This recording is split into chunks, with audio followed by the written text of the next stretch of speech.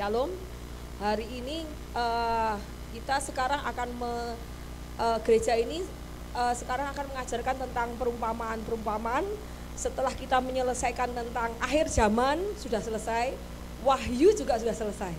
Kita sudah belajar dari Wahyu 1 sampai Wahyu terakhir, bab terakhir.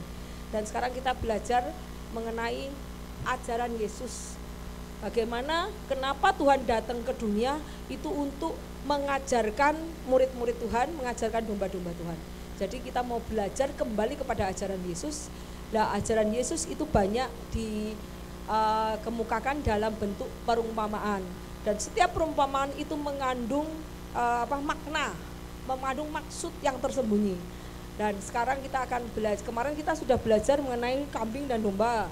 Kemudian anak yang hilang, domba yang hilang, koin yang hilang, terus perumpamaan tentang ladang, ilalang dan gandum sudah juga. Sekarang saya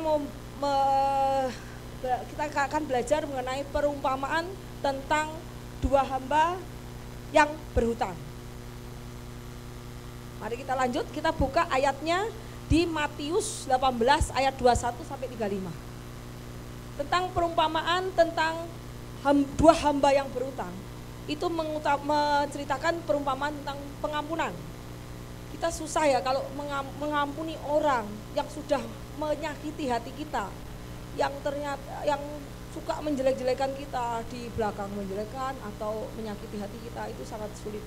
Tetapi di sini Tuhan mengajarkan bagaimana Tuhan pada waktu Tuhan disalib, Tuhan juga tidak menghujat atau tidak melawan atau tidak membalas orang yang menyalibkan dia. Tuhan berkata apa?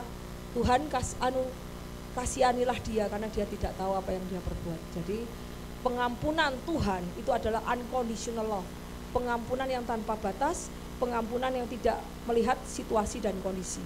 Sekarang kita mau lihat apakah hari-hari kini kita bisa mengampuni seperti itu? Saya rasa sulit sekali ya. Apalagi kalau orang itu jauh dari kita, wah udah hilang saja. Tapi kita harus belajar seperti Yesus, karena hidup kita diajarkan untuk hidup sempurna seperti Yesus. Mari kita baca ayatnya di Matius. Kemudian datanglah Petrus dan berkata kepada Yesus, Tuhan, sampai berapa kali aku harus mengampuni saudaraku jika ia berbuat dosa terhadap aku? Sampai 7 kali? Yesus berkata kepadanya, bukan. Aku berkata kepadamu, bukan sampai 7 kali, melainkan sampai 70 kali 7 kali. Sebab hal kerajaan surga seumpama seorang raja yang hendak mengadakan perhitungan dengan hamba-hambanya. Setelah ia mulai mengadakan perhitungan itu, di hadapannya kepadanya seorang yang berhutang 10.000 talenta. Tetapi karena orang itu tidak mampu melunaskan hutangnya, raja itu memerintahkan supaya ia dijual berserta anak istrinya dan segala miliknya untuk membayar hutangnya. Maka sujudlah hamba itu menyembah dia, kepalanya sampai ke tanah. Sabarlah dahulu, segala hutangku akan kulunaskan. Lalu tergeraklah hati raja itu oleh belas kasihan akan hamba itu, sehingga ia membebaskannya dan menghapuskannya hutangnya. Tetapi ketika hamba itu baru keluar nih, dibebaskan, baru keluar dari kerajaan, dari istana raja, ia bertemu dengan seorang hamba lain yang berhutang 100 dinar kepadanya. Ia menangkap dan mencekik kawannya itu, katanya, bayar hutangmu, ayo bayar hutangmu. Maka sujudlah kawannya itu dan memohon kepadanya, sabarlah dulu, hutangmu itu akan kulunaskan. Tetapi ia menolak untuk sabar dan menyerahkan kawannya itu ke dalam penjara sampai dilunaskannya hutangnya. Melihat itu, kawan-kawannya yang lain sangat sedih, lalu menyampaikan segala yang terjadi kepada tuan mereka. Lalu raja menyuruh memanggil orang itu dan berkata kepadanya, hai hamba yang jahat, seluruh hutangmu telah kuhapuskan karena engkau memohonnya kepadaku. Bukankah engkau pun harus mengasihi kawanmu seperti aku telah mengasihi engkau? Maka marahlah tuannya itu dan menyerahkannya kepada Al-Guju sampai ia melunaskan hutangnya, seluruh hutangnya. Maka Bapakku di surga akan berbuat demikian juga terhadap kamu, apabila kamu masing-masing tidak mengampuni saudaramu dengan segenap hati. Jadi di sini kita tahu bahwa seorang ada seorang berhutang 10.000 talenta, itu utangnya sangat besar, nanti kita hitung-hitungan soal utang, sangat besar sehingga dia tidak bisa membayar. Dia bilang sama raja, tapi karena memohon raja, oke, ya udah tak ampuni, karena dia berbelas kasihan, dia diampuni. Kemudian keluar dari istana, dia ketemu dengan orang yang utang sama dia sedikit 100 dinar. Talenta dengan dinar itu beda sekali. 100 dinar, tetapi dia sabar, nanti tak lunasi. Oh, enggak bisa, harus sekarang. Dia menjebloskan temannya di penjara. Kawan-kawannya melihat dan dia berkata kepada raja, "Raja, ingat enggak orang yang kamu lunaskan hutangnya 10.000 talenta?" "Ya, kenapa?" "Ingat ya. Yang di sini dia nyembah-nyembah, raja nangis-nangis nyembah-nyembah." "Ya, ingat apa yang kamu lunaskan?" Itu dia ketemu sama temannya utang cuma sedikit, tetapi dia menjebloskan ke penjara. Rajanya mendengar itu marah, "Aku bisa mengampuni, kenapa utang sedikit pun kamu menjarakan dia?" Langsung dipanggil orang itu ke istana dan dia bilang, "Kamu tidak jadi tak lunaskan utangnya, sekarang kamu masuk kembali ke penjara dan lunaskanlah utangnya." Jadi kalau Tuhan berkata, "Bapakku di surga akan berbuat demikian apabila kamu tidak mengampuni saudaramu dengan segenap hatimu." Kita lihat sebagai parabel sebelumnya, setelahnya yang agak berkaitan, tapi saya tidak mau menjelaskan semua ya, nanti tidak selesai. Kalau tidak selesai nanti 2 jam nanti. Yuk lanjut. Nah, jadi kita lihat, jadi bagaimana, apakah seorang hamba? Hamba itu adalah orang yang terikat bekerja, atau hamba itu adalah suruhan, pelayan. Maaf ya, pelayan ya. Kalau pelayan tuh beda dengan dulos. Dulos itu apa? Budak. Kalau zaman dulu budak itu dia kerja tanpa dibayar, betul ya? Tetapi kalau hamba atau pelayan itu dia diberi gaji, ya. Lah, apa hubungannya dengan bendahara yang tidak jujur? Yang disebut pelayan itu dia bekerja di dalam kerajaan, di dalam istana, dan dia mengurus perbendaharaan keuangan. Jadi dia dipercaya oleh raja untuk mengelola keuangan kerajaan. Tapi biasa, kenapa sampai tekor, sampai utang 10.000 talenta? Kenapa? Karena korupsi. Bendahara keuangan apa? Lah ini lanjutannya ini. Lah, bisa aja orang itu kayak ini nih. Nih lihat, kita lihat ya. Yesus berkata kepada muridnya, ada seorang kaya yang mempunyai seorang bendahara. Kepadanya disampaikan tuduhan bendahara itu menghamburkan miliknya.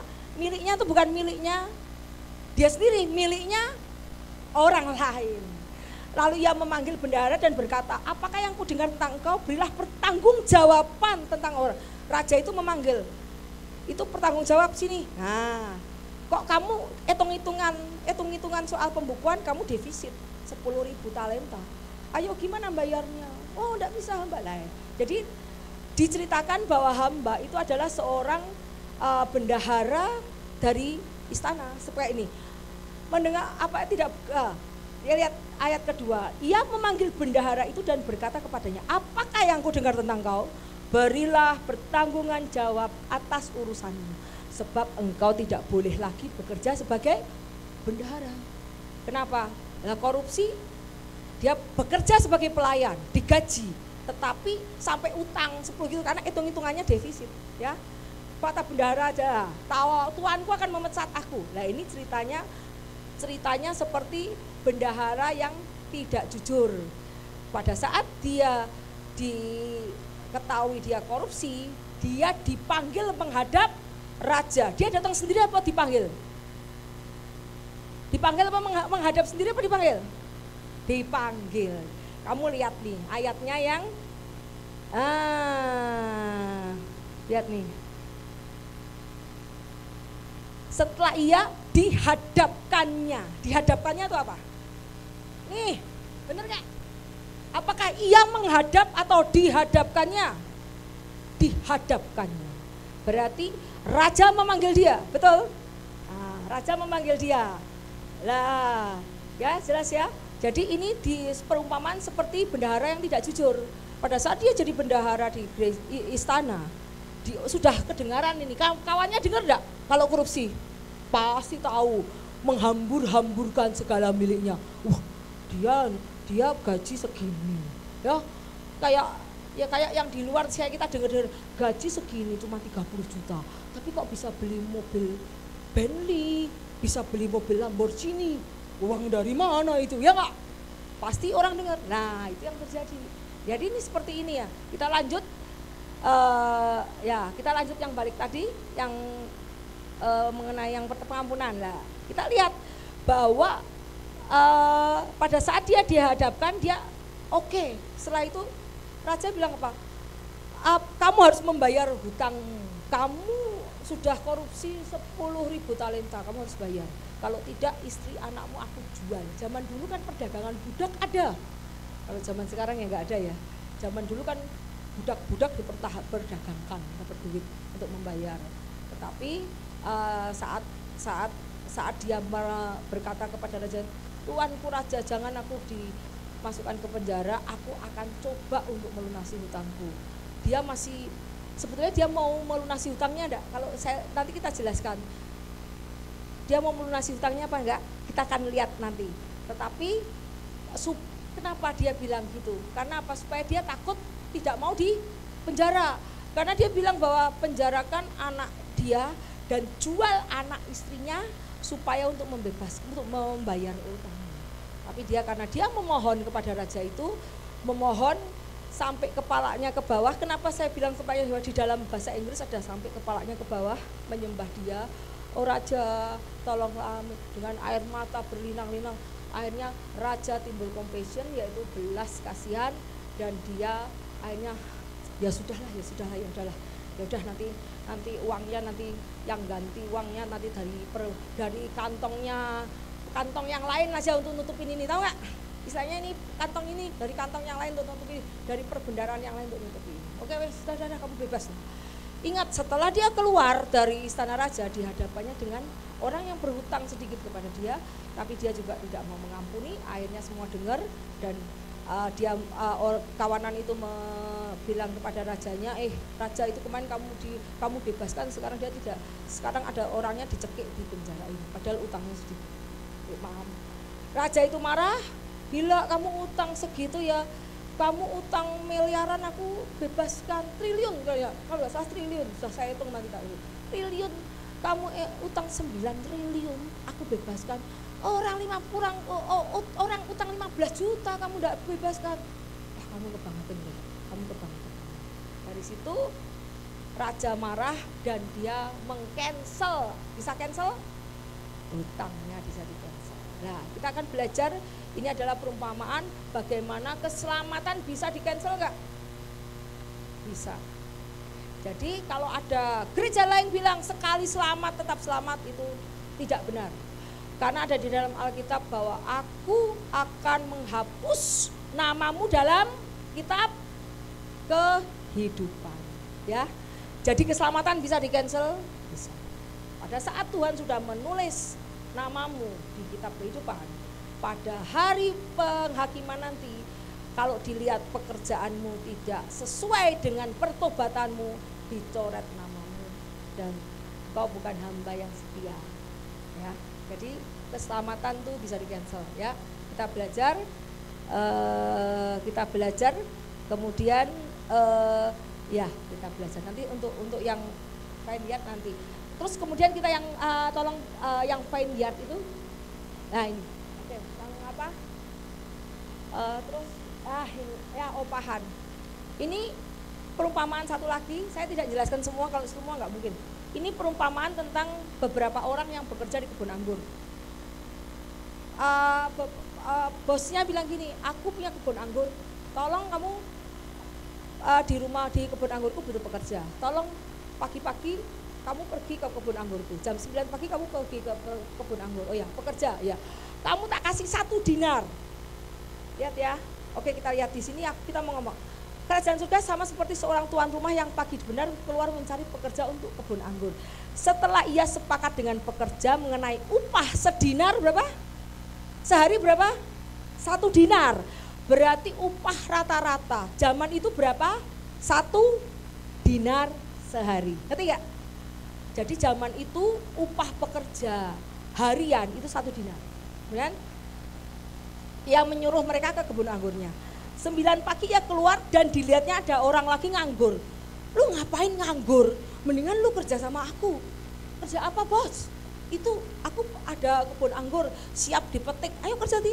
Oke, dikasih berapa bos? 1 dinar. Oke bos, sekarang ya. Wow. Kemudian jam 9 ada orang lagi itu. Dia bilang, kamu daripada nganggur dapat duit dong. Oke, pergi. Kemudian terus dia pergi lagi ke tempat orang lain. Terus lanjut yuk. Lanjut. Ya. Tadi pukul 9, 1 dinar ya. Tadi pagi ada berapa? Tadi pukul 9, 1 dinar. Pukul 12 dan pukul 3. Berarti ada 3 shift ya. Tadi jam 9 ya toh. Kemudian jam 12, 1 shift lagi jam 3. Dia keluar melakukan sama. Lah, ini jam 12 lagi makan. Lihat itu orang nganggur. Lu ngapain nganggur? Itu di tempatku, di kebunku banyak kerjaan, aku butuh orang. Oh gitu, berapa bayarnya bos? 1 dinar, oke. Itu jam 12, terus jam 3, aku lagi cari ngopi. Tiba-tiba aku lihat ada orang duduk-duduk di coffee shop. Kamu daripada nganggur di sini, ayo kerja dong. Jam 3 ya, di mana kebun anggurku, ayo. Digaji nggak? Gaji dong, masa aku nggak gaji, pasti kasih upah dong. Berapa upahnya? 1 dinar, oke. Jadi jam 12 1 dinar, jam 9 1 dinar, jam 3 berapa? 1 dinar, ya kan? Kemudian jam 5 ya keluar lagi. Jam 5 sore ini mendapati orang-orang bekerja. Tiba-tiba aku keluar, ada orang nganggur-nganggur di depan Indomaret. Kamu ngapain nganggur? Yuk kamu kerja. Oh ya, loh ini sudah sore bos, enggak apa-apa, enggak apa-apa. Bos ini sudah sore jam 5, oh enggak apa-apa. Nah, terus digaji enggak? Jam 5 gini gajinya berapa? Wes pokoknya kamu kerja jam 5, tak gaji 1 dinar. Mau enggak? Oh mau. Pergi 1 dinar. Nah, terus kemudian karena tidak ada orang yang muka kami, katanya mereka pergi jugalah ke kebun anggur itu. Malam hari sudah selesai malam, udah kerja jebret. Yes. Gaji enggak? Gaji toh? Orang yang kerja jam 9, jam 12, jam 3, terus jam berapa lagi? Jam 5, ya. Digaji berapa? 1 dinar, betul ya? Yang jam 5 digaji berapa? 1 dinar. Yang jam 3 digaji 1 dinar. Jam 9 pagi digaji 1 dinar. Ya toh? Marah enggak yang gaji jam 9 pagi? Begitu lihat gajinya, lu dapat berapa? Lu dapat berapa? Dapat berapa? 1 dinar, 1 dinar, 1 dinar. Lah kurang ajar. Lu kerja cuma sejam dapat 1 dinar. Aku jam 9 pagi sampai jam 5 dapat 1 dinar. Enggak adil. Enggak adil nih. Marah dia sama bosnya. Terus bilang gini bosnya, loh, kok kamu marah kenapa? Lah ini kan uangku sendiri, dia bilang gitu. Kalau aku janji sama kamu 1 dinar, ya sudah 1 dinar.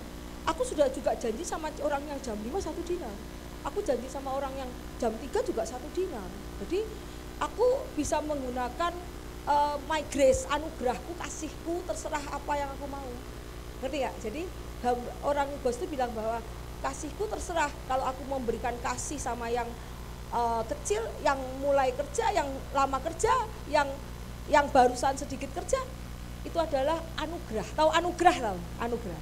Jadi kalau yang jam 9 pagi anugerah enggak? Anugerahnya kecil, betul enggak? Kenapa anugerah kecil? Karena dia mendapat pekerjaan adalah anugerah. Tetapi jam kerjanya panjang, berarti kecil. Yang mendapat anugerah paling besar siapa? Yang jam 5, betul gak? Yang jam 5 mendapat anugerah yang paling besar. Karena apa? Harganya sama, mendapat kerjaannya sama, sama-sama mendapat kerjaan di ladang, di kebun, tetapi upahnya beda kan? Nah, tetapi yang terakhir itu yang mendapat anugerah pada paling banyak. Lah, dia bilang ini adalah aku berhak memberikan apa sesuai yang aku janjikan. Aku kan janji sama kamu 1 dinar, 1 dinar, 1 dinar. Kenapa kamu meminta lebih? Kan sesuai perjanjian. Ngerti nggak? Jadi kalau itu tadi ceritanya bahwa menurut Tuhan orang yang mau bekerja lama, pendeta lama yang melayaninya sudah puluhan tahun, maupun pendeta jadi-jadian, maksudnya yang melayaninya baru 1 tahun 2 tahun, itu mendapat anugerah yang mendapat kesempatan keselamatan yang sama, anugerahnya sama, upahnya sama, anugerahnya sama, yaitu mendapat upah yang sama, mendapat upah yang sama, tetapi anugerahnya beda, ngerti? Jadi ada enggak pendeta yang saya melayani 48 tahun, wow gitu, terus tiba-tiba pada saat akhir zaman, wah saya bertobat, begitu bertobat, oh saya kecil, saya enggak bisa apa-apa, saya baru melayani cuma setahun, saya baru setahun 2 tahun jadi pendeta, yang ini 48 tahun. Apakah kamu harus berkecil hati? Oh tidak. Kenapa?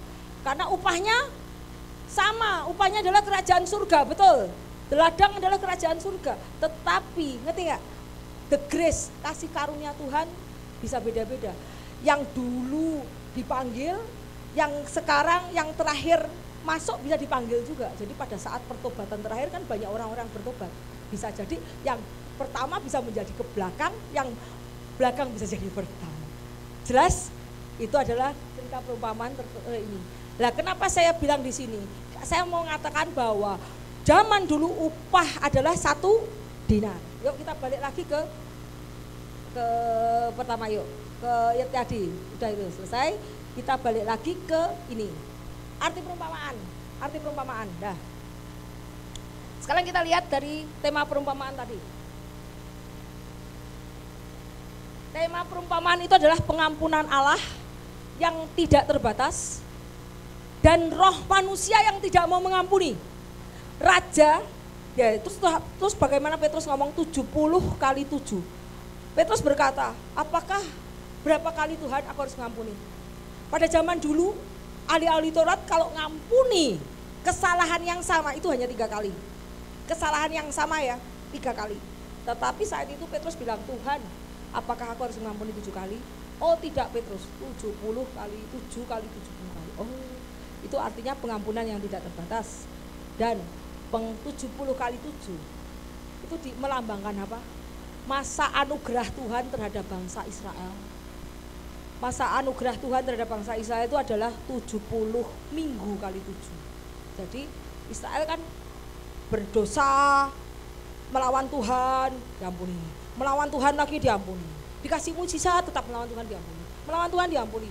Jadi Tuhan masih bersabar sampai kepada bangsa Israel sampai 70 sampai 7. Sebetulnya masa kesabaran Tuhan itu tidak pernah habisnya oleh karena waktu, ingat waktu. Seperti kita punya waktu ini ya, jam pasir ya. Ya. Aku mengampuni kamu sampai jam pasir ini habis. Jelas. Itu adalah the grace period masa pengampunan Tuhan. Oke, selama jam pasir ini belum habis, pengampunanku tidak akan habis. Tapi saat jam pasir ini habis, kamu meminta ampun tidak ada lagi. Itu adalah the grace period Tuhan. Kenapa 70 kali 7? Itu adalah grace period Tuhan untuk bangsa Israel. Karena bangsa Israel selama ini bertobat, kualat. Tuhan masih sabar. Masih ada waktu. Jam pasirku belum habis. Itu artinya pengampunan terus sampai the grace period Tuhan selesai.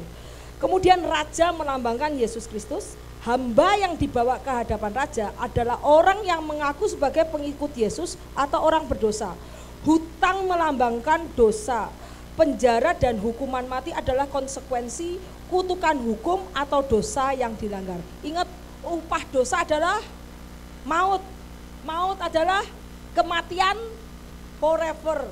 Nah, terus kemudian hamba yang berhutang 10.000 talenta itu melambangkan seorang hamba yang mempunyai hutang yang tidak mungkin bisa dibayar, dan raja mengambil alih hutangnya dan membayarkan hutangnya.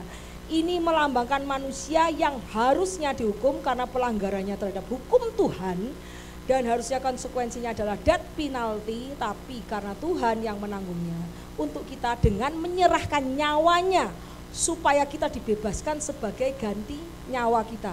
Jadi kita mempunyai hutang yang tidak bayar karena nyawa adalah penaltinya, dan Tuhan yang menggantikan dengan nyawanya Tuhan sendiri untuk menggantikan dosa kita.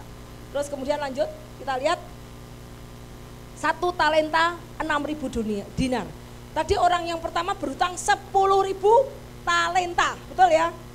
Yang hamba yang kecil berutang 100 dinar. 100 dinar tadi berapa hari kerja? Tadi upah sehari berapa? 1 dinar. Berarti kalau utang 100 dinar berapa hari kerja? 100 hari kerja. Itu berapa bulan? 3 bulan. Bisa dibayar gak? Bisa kalau dipicil, betul ya? Kalau kamu nyicil, Tuan saya bayar 6 bulan ya, saya ambil separuh gaji, separuh untuk hidup, separuh untuk bayar utang. Oke, bisa dicicil ya. Berarti utangnya itu utang yang terbayarkan, betul?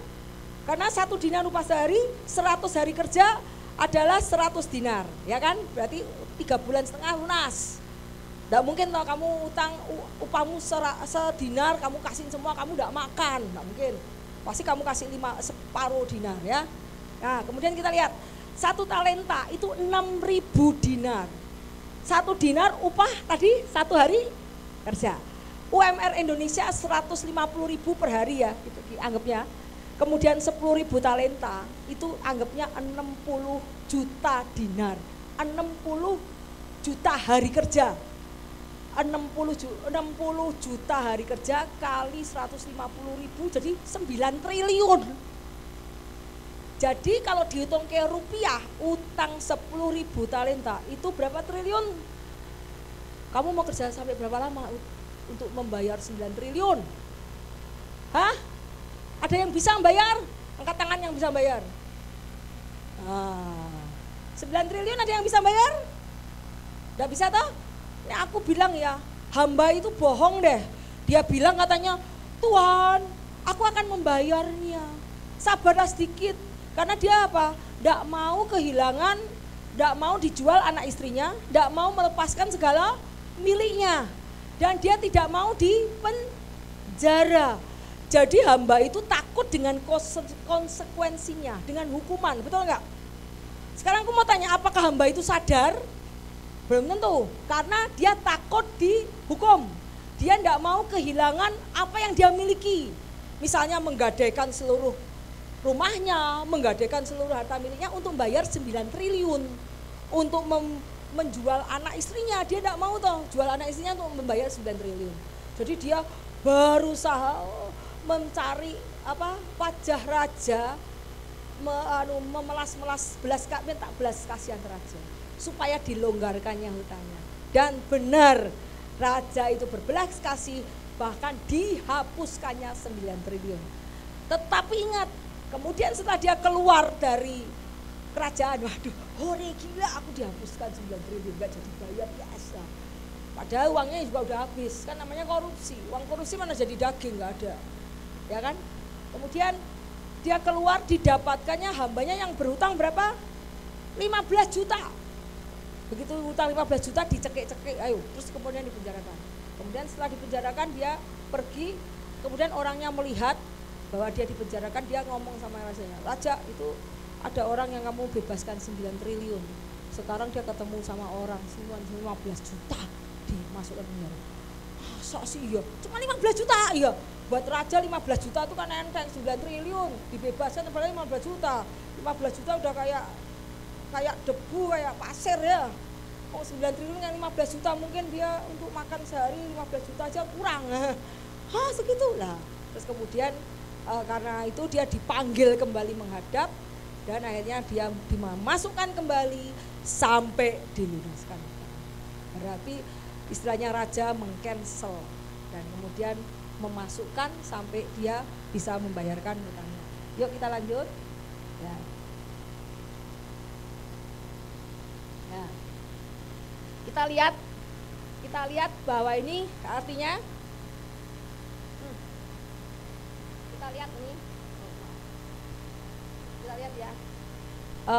Hamba yang berhutang 100 dinar itu mewakili orang di dalam hamba yang berhutang 100 dinar mewakili orang dalam gereja, orang percaya. 10.000 zaman itu adalah angka tertinggi. Dulu tuh angka sejuta tidak ada, adanya 10.000. Dan talenta adalah ukuran uang yang paling besar. Jadi kalau kita tuh ada, kalau dulu ada sen itu kan kecil, sen rupiah lah, itu talenta itu adalah ukuran yang paling besar. 10.000 talenta 100 juta dinar tadi. Pada zaman itu Pak Sari sudah ya 100 dinar untuk membayar utangnya di hadapan raja. Lah, apa yang disebut di hadapan raja? Di hadapan raja itu melambangkan penghakiman tahta Kristus.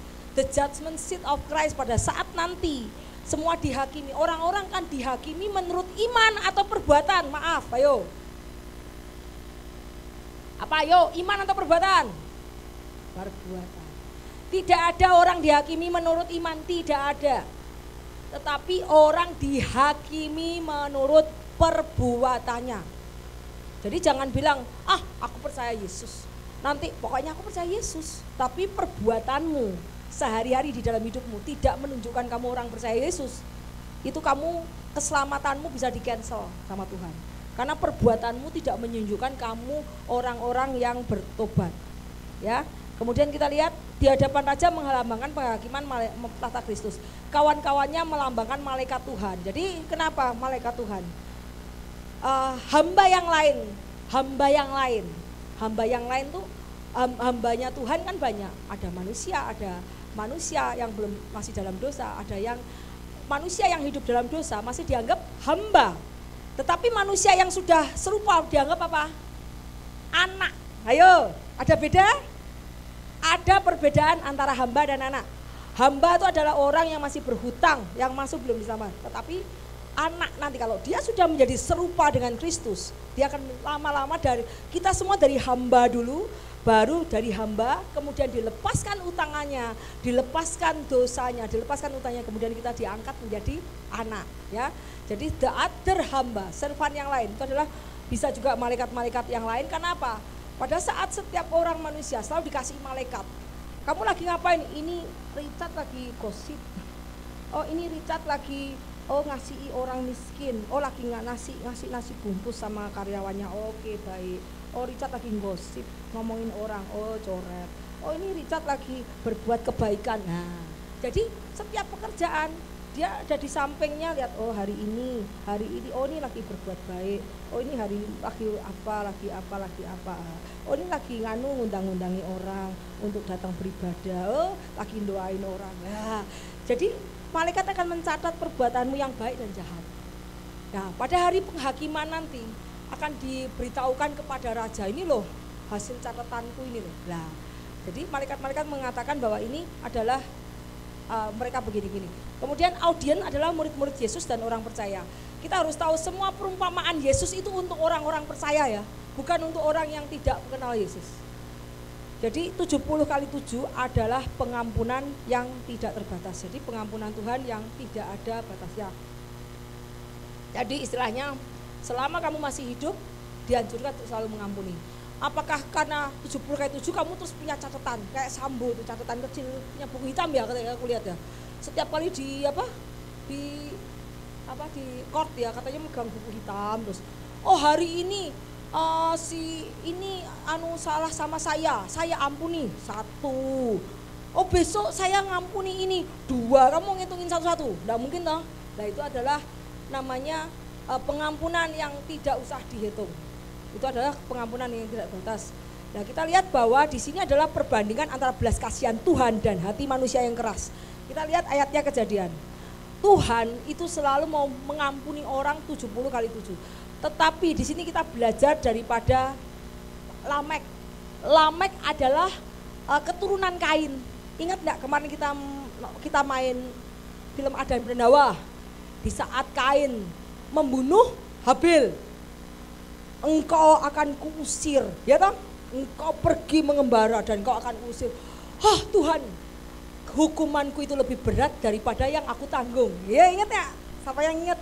Hukumanmu lebih berat daripada yang aku. Bagaimana kalau orang melihat aku dan membunuh aku? Tuhan bilang gitu, sekali-kali tidak. Tuhan akan membalaskan berapa? 70 kali?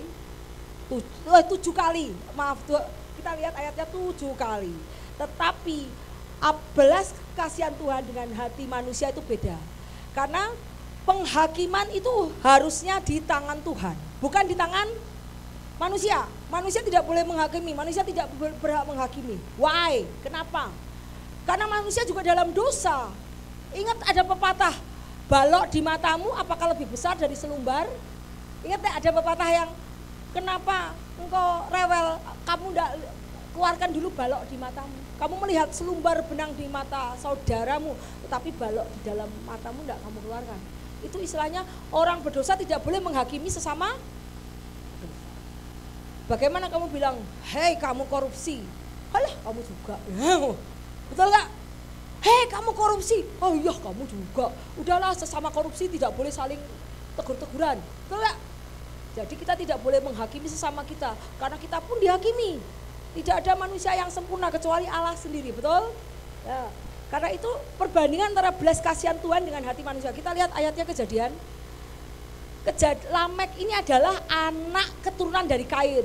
Kenapa? Pada Kain dikusir, dikeluar. Tuhan bilang, aku kalau orang membunuh kamu Kain, aku akan membalaskan 7 kali lipat. Tetapi Lamek tidak mau kalah sama Tuhan. Lamek bilang, kalau Kain dibalaskan Tuhan 7 kali lipat, aku akan membalaskan orang yang bunuh aku 70 kali 7. Wow, dia tidak mau kalah sama Tuhan. Lihat nih, kita lihat ayat Kejadian, berkatalah Lamek kepada kedua istrinya, Ada dan Sila, dengarkan suaraku.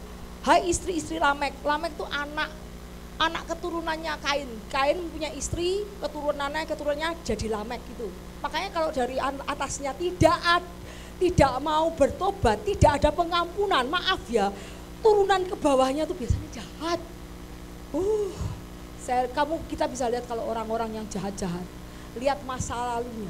Lihat kamu masa lalunya, pasti masa lalunya penuh dengan kepahitan, dendam, sakit hati yang tidak selesai. Kalau tidak selesai di hadapan Tuhan, itu tidak bisa, pasti di bawahnya jahat. Karena Kain tidak selesai di hadapan Tuhan. Kita mau tahu pada saat Kain membunuh Habel, apa Kain bertobat, minta ampun sama Tuhan? Tidak. Pada saat Kain membunuh Habel, tidak ada bilang, Tuhan ampuni aku. Di manakah adikmu Habel? Darah adikmu menganga, berteriak kepadaku. Aku tidak tahu, apakah aku penjaga adikku? Kenapa aku hafal? Karena kemarin ikut drama. Ya, waktu Tuhan tanya, hai Kain, di manakah adikmu? Aku tidak tahu Tuhan, apakah aku penjaga adikku? Darahnya menangis di telingaku. Nah, baru terkutuklah engkau karena engkau membunuh adikmu. Terkutuklah engkau. Saat itu apakah Tuhan ampuni aku? Tidak ada kata pengampunan dari Kain kepada Tuhan. Saat itu keturunan Kain jadi apa? Jadi jahat ke bawah. Karena benih yang jelek itu, jahat itu tidak dibereskan, tidak dibuang keluar dan tidak diampuni dan tidak ada pengampunan makanya keluar. Satu lagi, Yudas Iskariot, pada saat itu dia minta ampun sama Tuhan? Tidak. Dia lari. Kenapa dia menggantung diri? Apakah Yudas mau menggantung diri? Maaf.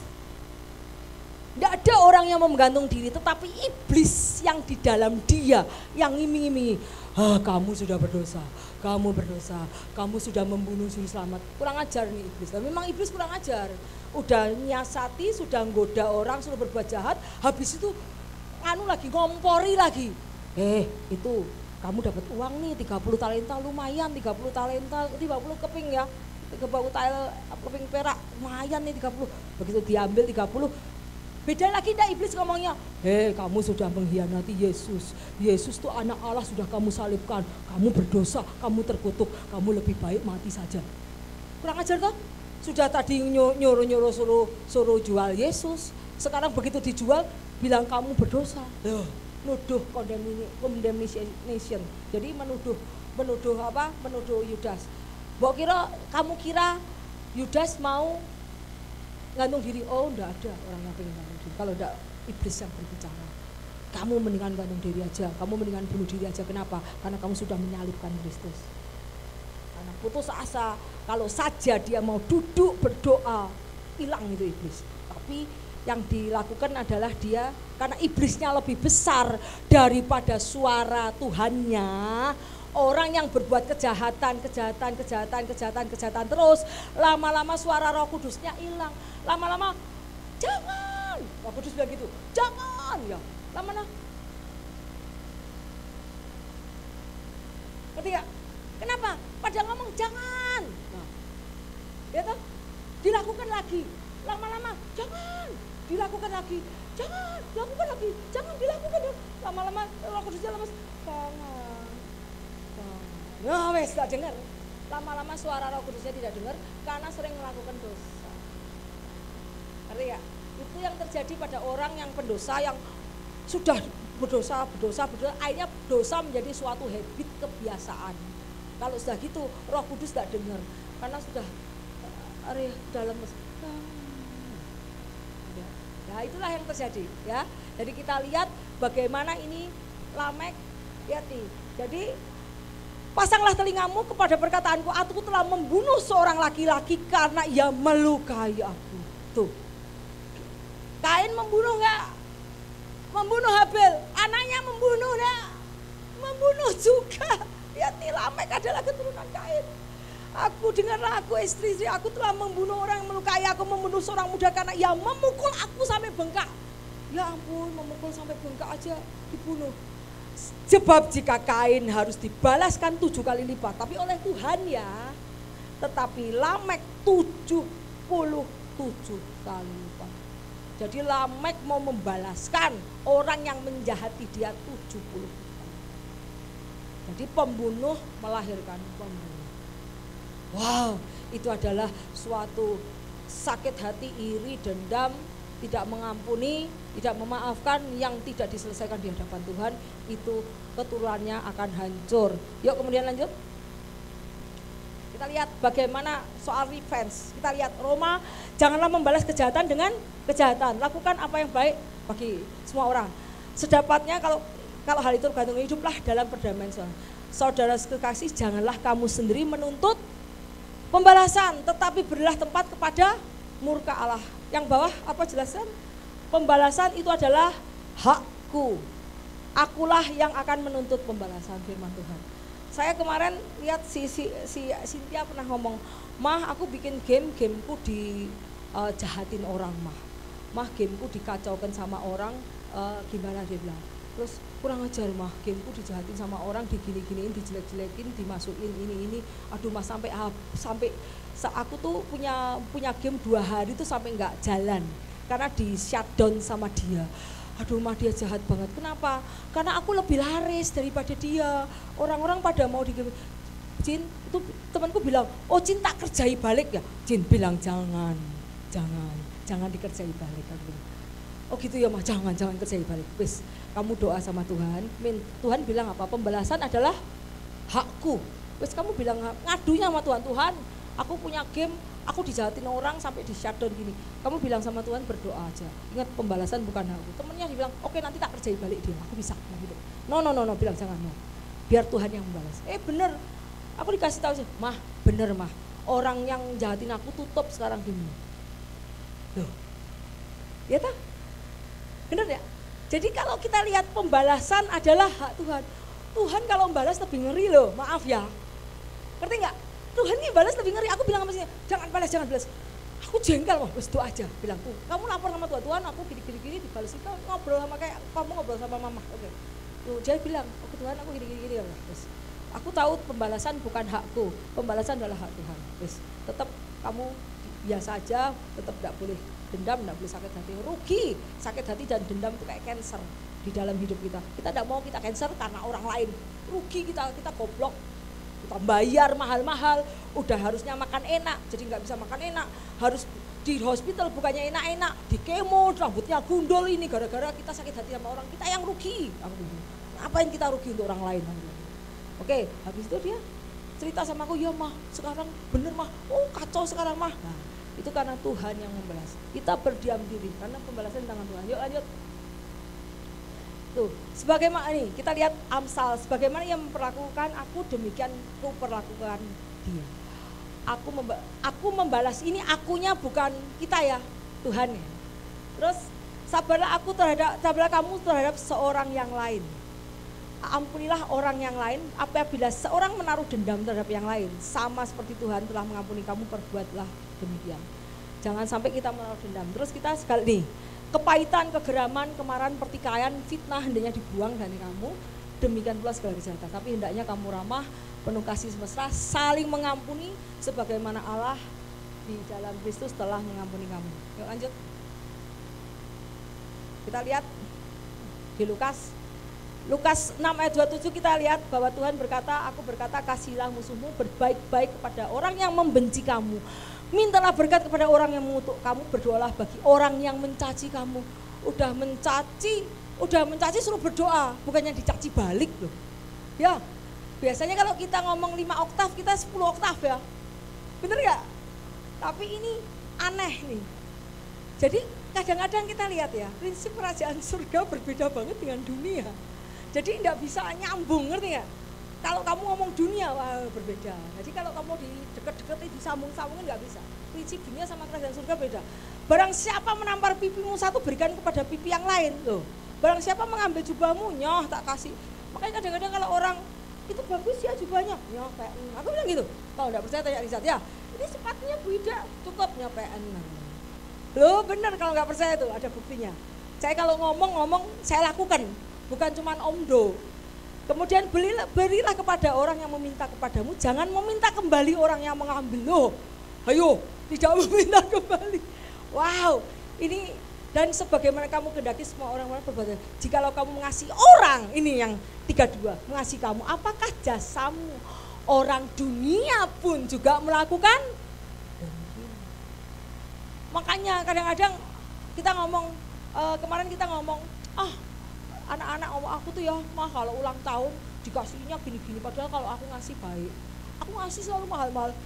Ya sudah apa-apa Jin, aku bilang sabar. Ingat, aku bilang kalau kamu ngasih orang harus ngasih yang terbaik. Jangan ngasih sisa, jangan ngasih murah, ngasih yang terbaik. Itu akan meningkatkan harga diri kamu, aku bilang, meningkatkan martabat kamu. Aku tidak pernah ngasih orang tuh barang sisa yang aku nggak kepake, tak kasih enggak. Tapi aku memberikan sesuai dengan kebutuhannya. Kalaupun kamu tidak dibales, tidak apa-apa. Karena Tuhan itu akan membalaskan kamu. Kalau kamu sudah dibales di dunia ini, oh aku ngasih sumbangan 1 juta. Terus kemudian aku ada kemarin ngasih 1 juta, kasih 1 juta balik. Tuhan bales gak? Enggak. Lah kan sudah balik, impas. Ngerti gak? Misalnya aku ngasih orang 1 juta, ya aku datang enggak dikasih apa-apa, ya udah, oh enggak apa-apa. Kalau aku enggak dikasih apa-apa, enggak dibalikin, oh terima kasih, berarti nanti Tuhan yang akan membalaskan. Kalau Tuhan membalaskan lebih besar apa lebih kecil? Lebih besar. Makanya saya bilang anak-anak, enggak apa-apa, tetap berbuat baik, tetap kasih yang terbaik untuk teman-teman. Sekalipun dia enggak memberi kamu balik, enggak apa-apa. Karena aku ingat ayat ini. Jikalau kamu mengasihi orang yang mengasihi kamu, apakah jasamu? Orang-orang dunia, orang-orang berdosa juga melakukan demikian. Itu prinsip kerajaan dunia. Kita kan kerajaan Allah surgawi. Kita harus to be different. Kita harus berbeda dengan orang lain. Sehingga dia bilang, lu gila ya, lu disakiti digini tetap baik ya. Wow. Role modelmu siapa? Jesus. Wow, gitu kan. Role modelmu siapa? Siapa yang menjadi panutanmu? Jesus. Waktu dia disalib, dia dicambuk, dia dikhianati enggak? Yes, dikhianati Yudas. Tidak dianggap? Iya, tidak dianggap. Apa tuh muridnya satu lagi Petrus. Aku enggak kenal kamu. Begitu dia lagi senang-senang kenal. Begitu ditangkap penjara, oh maaf aku enggak kenal. Tuhan pun demikian, yes, dengan Petrus. Petrus kamu gini, oh enggak Tuhan aku cinta sama kamu ya, tapi terjadi ya terjadi. Tapi saat itu Petrus, waduh Tuhan ya bener aku minta ampun. Saat dia minta ampun Tuhan ngampuni, yes, karena grace period belum habis. Ini kalau grace period sudah habis, lu mau jengking-jengking sampai kepala ke tanah, kaki ke atas gak bakal bisa karena grace period sudah habis. Selama grace period habis, kamu minta ampun masih bisa. Tapi ingat, apakah kamu grace period sudah habis kamu tahu? Tidak ada seorang pun tahu, anak pun tidak, ngerti gak? Kita lihat bahwa banyak prediksi-prediksi, Tuhan akan datang, sama Tuhan diolor-olor. Begitu perhitungan, kita ngitung 70 kali 7, orang tuh banyak yang ngitung.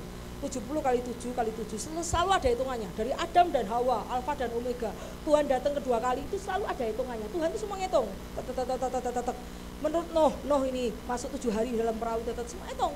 Semua orang-orang pintar ngitung prediction Tuhan mau datang kembali di awan-awan semua gagal semua.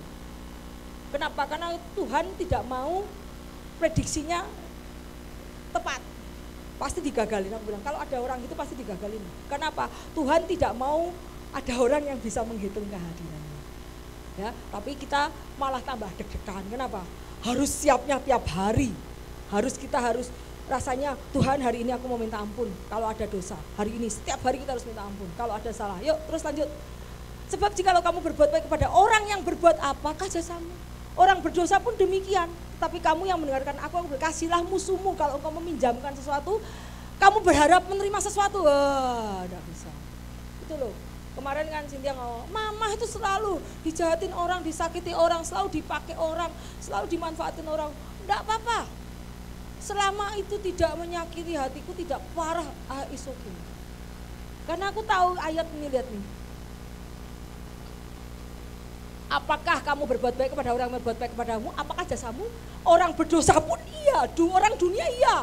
Hei, aku baik sama kamu, kalau kamu baik sama aku. Kalau lu jahat sama aku juga tidak mau jahat sama kamu. Nah, itu prinsip apa? Dunia. Apakah itu prinsip surga? No, lihat nih, ini perkataan Yesus loh, bukan perkataan Ibu Ida, bukan. Ini ada tadi di mana Lukas loh, ngerti gak?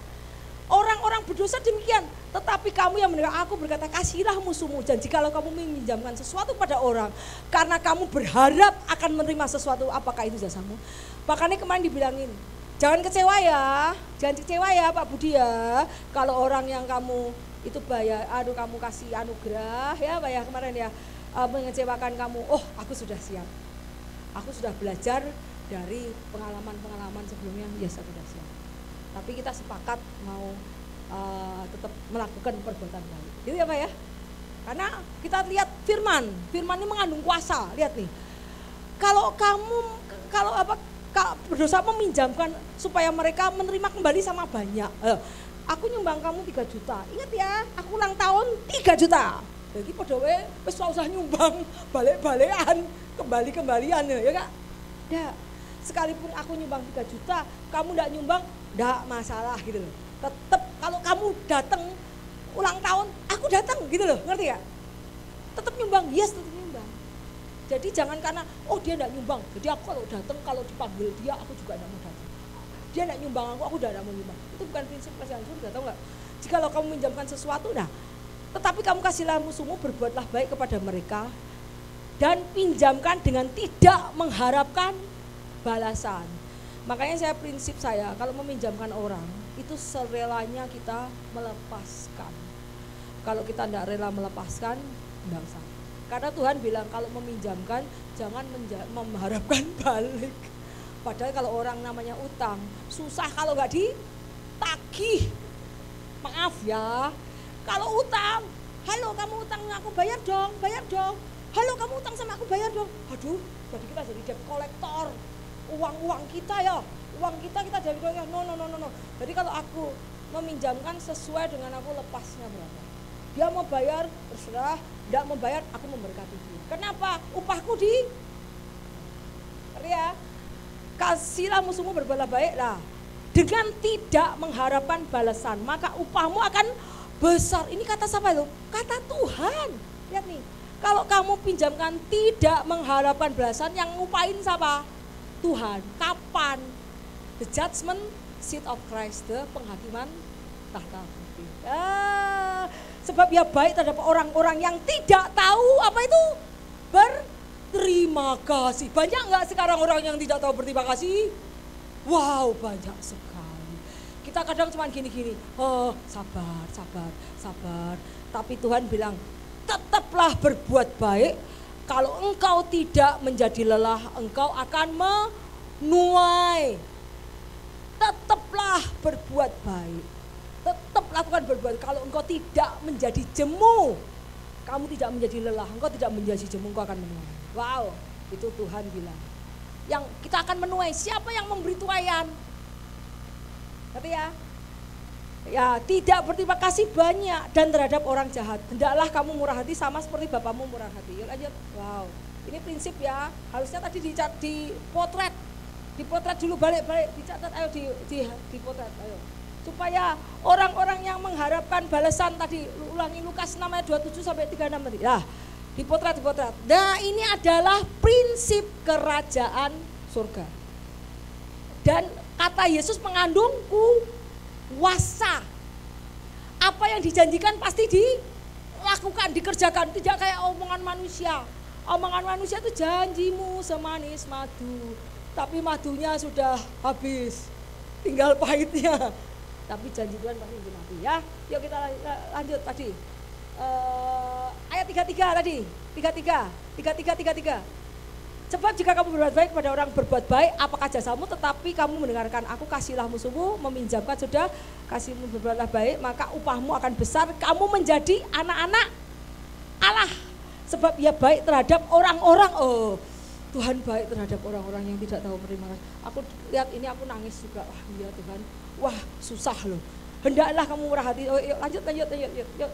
Nah, kamu telah mendengar. Ayo, kalau orang bilang apa? Ini dunia bilang apa? Lu tak tonjok, gua tonjok.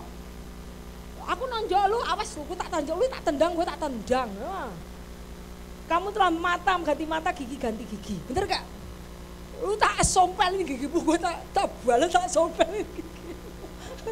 Tetapi apa kata Tuhan? Janganlah kamu melawan orang berbuat jahat kepadamu, melainkan siapapun yang nyoh. Ini lihat tuh. Dan kepada orang yang hendak mengadukan engkau karena menginginkan bajumu. Menginginkan baju itu apa? Menginginkan milikmu itu ya. Karena iri apa? Iri. Nah, serahkan jubahnya. Nah, dan siapapun memaksa engkau berjalan sejauh 1 mil, berjalan sejauh 2 mil. Berilah kepada yang meminta kepadamu, jangan menolak orang yang meminjam. Catat lagi. ini ayo, ini penting, ini belum pernah dengar toh. Nah, berilah kepada orang yang meminta kepadamu, janganlah menolak orang yang meminjam daripadamu. Kamu telah mendengar firman, kasihlah sesamamu manusia dan bencilah musuhmu. Tetapi aku berkata, aku siapa ini? Yesus. Hanya besar, aku kasihlah musuhmu dan berdoalah bagi orang yang menganiaya kamu. Yuk lanjut. Segala sesuatu yang kamu kehendaki supaya orang perbuat kepadamu, perbuatlah demikian juga kepada mereka. Itulah seluruh hukum isi Taurat. Kita tahu apakah isi Taurat? Taurat tahu enggak? Taurat itu ini 2 loh batu, betul ya? 2 loh batu adalah 10 perintah Allah. Jadi 10 perintah Allah itu ada 2 bagian. Satu bagian ditujukan kepada Tuhan, mengasihi Tuhan. Satu bagian ditujukan kepada manusia, mengasihi manusia. Sama Yesus diringkes. Diringkesnya di ayat Markus 12. Jawab Yesus, hukum yang terutama dengarlah, hai orang Israel, Tuhan Allah kita Tuhan Yesus. Kasihilah Tuhan Allahmu dengan segenap hatimu dan segenap jiwamu dan segenap akal budimu dan segenap kekuatanmu. Hukum kedua adalah kasihanlah sesamamu manusia. Jadi kita lihat dari sini, jangan ini Allah, kasih Allah, satu Allah. Jadi 1 sampai 4 itu mengasihi Allah. Jadi ayat ke-5 sampai ke-10 mengasihi sesama, ngerti? Hukum Taurat itu 1 sampai 10, 1 sampai 4 itu kasihilah Allahmu Tuhan kita. Hukum ke-5 sampai ke-10 kasihilah sesamamu manusia. Sama Tuhan Yesus diringkes. Jadinya cuman 2 hukum, apa? Kasihilah Allahmu, kedua kasihilah sesamamu manusia. Asalnya dari Taurat juga ya, jadi hukum Taurat dan kitab para nabi. Kitab para nabi itu apa? Nah, Matius, Markus, Lukas, Yahya, Yohanes, itu Daniel, itu kitab para nabi. Taurat adalah loh batu. Jadi hukum Taurat dengan Alkitab itu sama. Penggenapan, kita tidak melewati Taurat, kita tidak terus enggak berguna Tuhan. Perjanjian lama itu enggak guna. Oh, siapa bilang enggak berguna? Kita itu menggenapi, penggenapan dari Taurat itu adalah perjanjian baru. Dasarnya dari Taurat. Nah, jadi oleh Yesus. Hukum yang terutama ada dua, satu mengasihi Allah Tuhan kita, kedua mengasihi sesama. Itu dilambangkan dengan loh batu, perintah Allah 1-4 kepada Tuhan, yang ke-5-10 kepada manusia. Yuk lanjut. Nah, kita lihat ini ukuran pengampunan Tuhan, anugerah belas kasihan Tuhan. Sebab karena kasih karunia kamu diselamatkan oleh iman, bukan hasil kerjamu. Karena apa? Pada saat kamu berdosa, pada saat kamu lahir, brojol orang tuamu. Kamu tahu kalau kamu berdosa? Gak tahu toh? Gak tahu toh? Kamu tahu berdosa setelah kamu tahu hukum.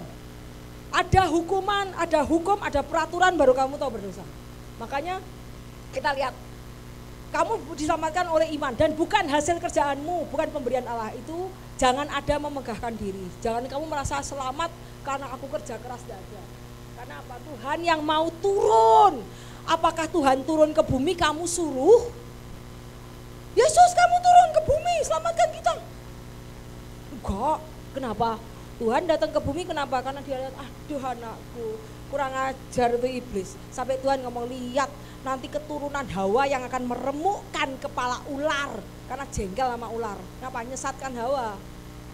Nanti keturunanmu ya akan meremukkan kepala ular. Nah, kenapa? Lihat nih, bukan hasil kerjamu. Jangan memegahkan diri. Why?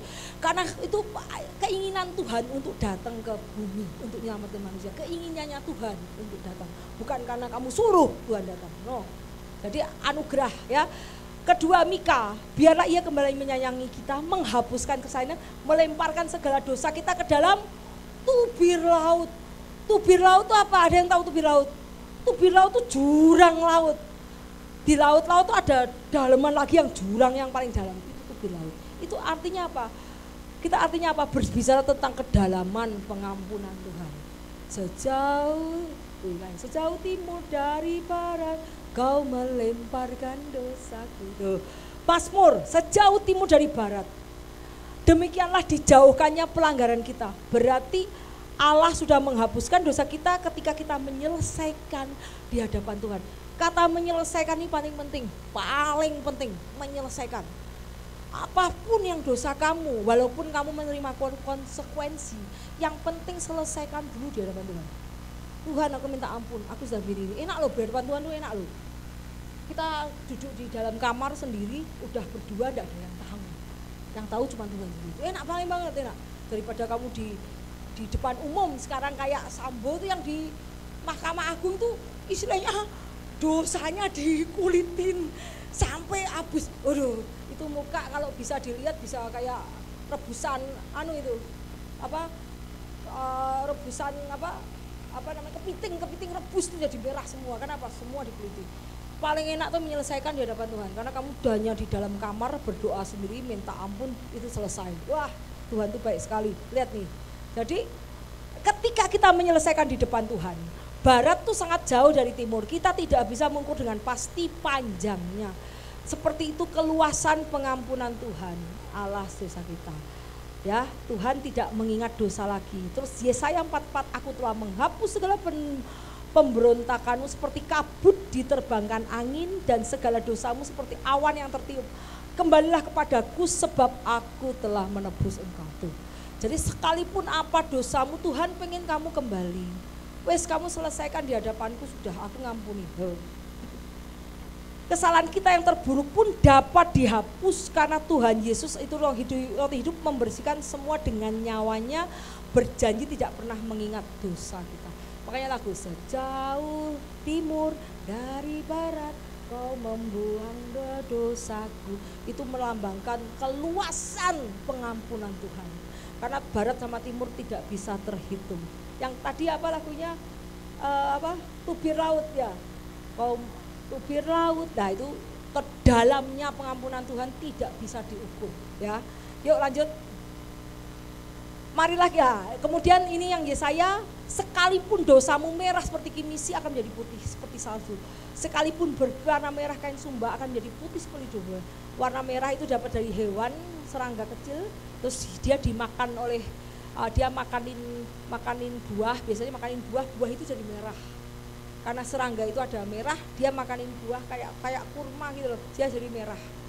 Ya, serangga kecil yang hidup di kawanan kain yang diwarnai kermisi dicelupkan kepada larutan warna ini sebanyak 2 kali, menghasilkan warna yang sangat tahan lama. Setelah hujan terkena debu, pasir gurun maupun penggunaan terus-menerus tidak akan menghilangkan warna. Jadi kita beda ya, ada ya kalau warna apa yang di kain putih sekalipun dikucek bisa nggak hilang. Nah itu seperti dosa kita, mau dikucek dikasih klorok seminggu nggak hilang-hilang.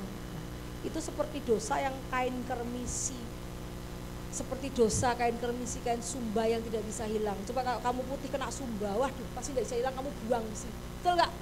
Diklorok tidak bisa-bisa lah. Tetapi Tuhan akan menghapuskannya, dosamu yang merah menjadi seperti bulu domba. Uniknya warna kesumba ini digunakan untuk memberi warna kain bol yang berada bulu domba. Kermisi berwarna merah tua dan ungu, kesumba warna merah tua menunjukkan gambaran tentang pengudusan. Ketika Allah memberikan pengampunan, hidup kita dikuduskan kembali, diberi pakaian putih kembali, yang merah tadi diganti dengan pakaian putih. Kita lihat Yohanes, jika kita mengaku dosa kita, ia setia dan adil sehingga ia mengampuni segala dosa dan menyucikan kita dari segala kejahatan. Kita lihat jangan dosa itu ditutupi, tak tutupi supaya orang nggak lihat. Tapi Allah lihat nggak? Lihat di penghakiman. Jadi sin itu separate manusia dari Allah. Makanya ada doa-doa orang percaya yang menghubungkan kita ke bait Allah. Jelas? Yuk lanjut. Kita lihat, jika kamu mau mengampuni kesalahan orang lain, Bapamu di surga juga akan mengampuni. Jika engkau tidak mengampuni, maka Bapamu juga tidak akan mengampuni. Janganlah engkau menuntut balas, janganlah dendam. Ingat ini pada saat Maria Magdalena dia pelacur mau dilempar batu, Tuhan menulis di lantai apa katanya, jikalau engkau merasa tidak berdosa, lemparlah batu yang pertama kali kepada perempuan ini. Sekarang adakah manusia yang tidak berdosa? Tidak mungkin. Wong kamu dosa itu sulit ya, bohong aja sudah dosa. Masa ada di antara kamu yang tidak pernah bohong? Dulu tidak pernah bohong? Pasti ada satu dosa yang mencelah. Yuk lanjut. Bisakah Tuhan mencabut pengampunan? Jadi kalau ada gereja lain bilang sekali selamat tidak selamat, tetapi percaya saja iman, itu ajaran sesat.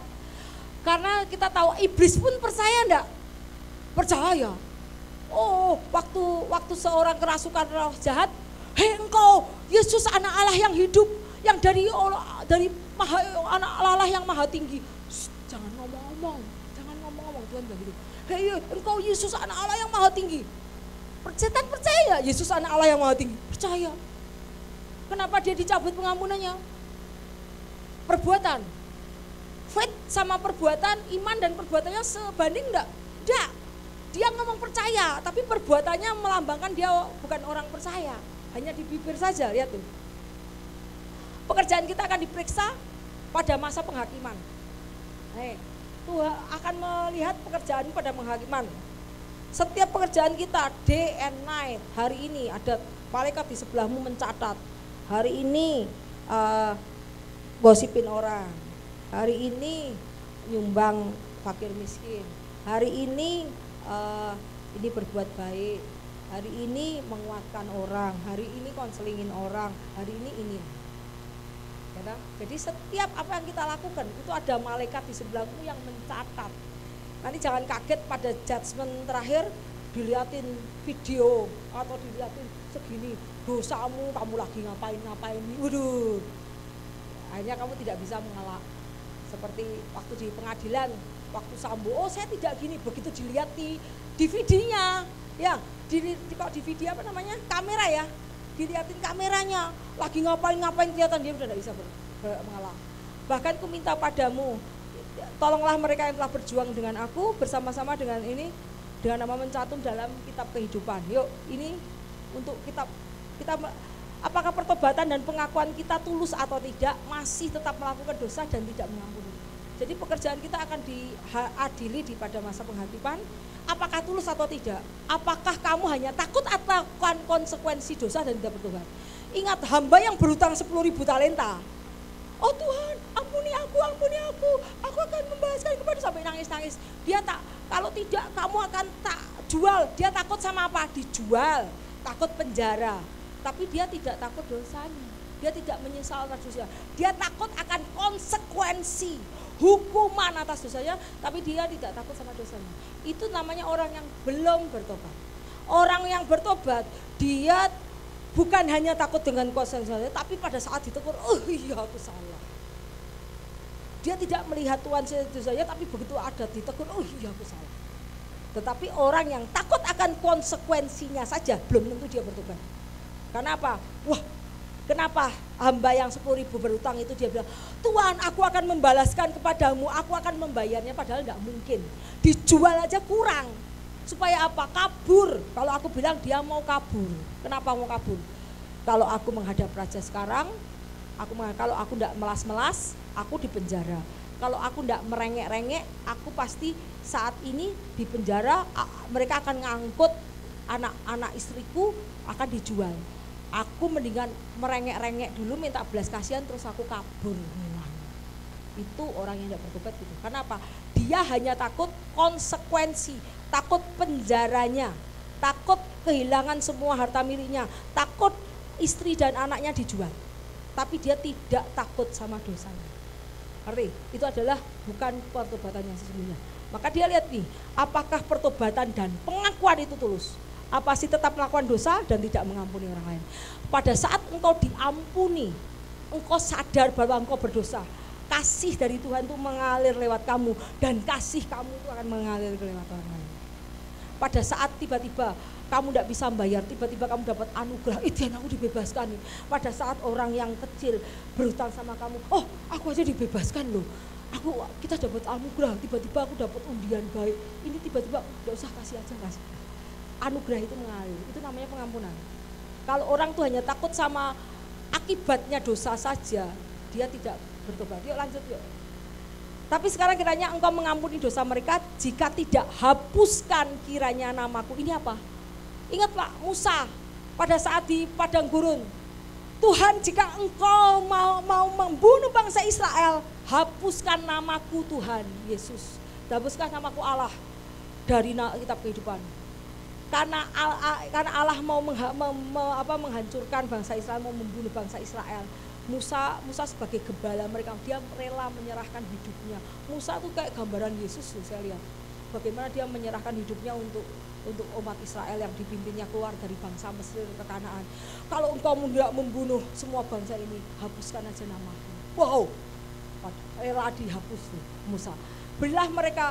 Biarlah mereka dihapuskan dari kitab kehidupan, janganlah mereka tercatat bersama dengan orang-orang benar. Jadi dihapus. Yuk lanjut. Ini saya ngasih tahu bahwa nama tuh bisa di tip X. Barang siapa menang akan dikenakan pakaian putih. Aku tidak akan menghapus tuh. Jadi jangan bilang kamu selamat, tetap selamat. Itu lihat, menghapus. Jadi Tuhan sudah punya tip X. Jadi Tuhan sudah punya tip X, nanti dilihat ini tip X. Tuhan, aku akan menghapus namanya dari kitab kehidupan, melainkan aku akan mengakui namanya Bapakku dan di hadapan mereka. Wahyu kita lihat. Dan aku melihat orang-orang mati besar dan kecil berdiri di hadapan tahta, lalu dibuka semua kitab. Dan dibuka semua kitab yang lain, yaitu kitab kehidupan. Dan orang mati dihakimi menurut iman apa perbuatan. Jangan bilang ya, oh aku beriman kok, aku percaya kok sama Yesus. Lah perbuatanmu mana? Perbuatanmu tidak sesuai dengan Alkitab. Kalau engkau percaya kepadaku, Yesus bilang, dan engkau mengasihi aku, engkau akan menuruti segala perintahku. Yesus bilang apa? Kalau engkau percaya padaku dan engkau mengasihi aku, engkau akan menuruti segala perintahku. Lah kamu bilang percaya, tapi kamu tidak menuruti segala perintahku, itu gombal gambul kata Tuhan. Ya, lihat. Nah, setiap orang yang tidak ditemukan namanya tertulis dalam kitab kehidupan dilemparkan ke dalam api neraka. Nah ini, tuh malaikatnya sudah nyatet. Ini tanggal sekian, kamu segini, segini tuh. Jadi segala perbuatan kita dicatat. Ingat ya, bukan iman tapi perbuatan. Ayo lanjut. Tetapi tidak akan masuk ke dalamnya sesuatu yang najis, orang yang melakukan kekejian, dusta. Orang yang masih berdusta bertobat. Yang masih membual bertobat, Yang masih suka tipu-tipu bertobat, yang masih suka bohong bertobat. Namamu akan dihapus dari kitab kehidupan. Mereka, tetapi hanya mereka yang namanya tertulis dalam kitab kehidupan anak domba. Dan jikalau seorang mengurangi perkataan ini, maka Allah mengambil bagiannya. Loh, mengurangi ayat. Perkataan Tuhan dikurangi aja, dihapus kok namanya. Makanya kalau ada pendeta mengurangi firman, nyomot maaf ya, nyomot firman. Kan ada sering saya bilang, kita akan jadi kepala bukan ekor. Kita akan terus naik menjadi turun.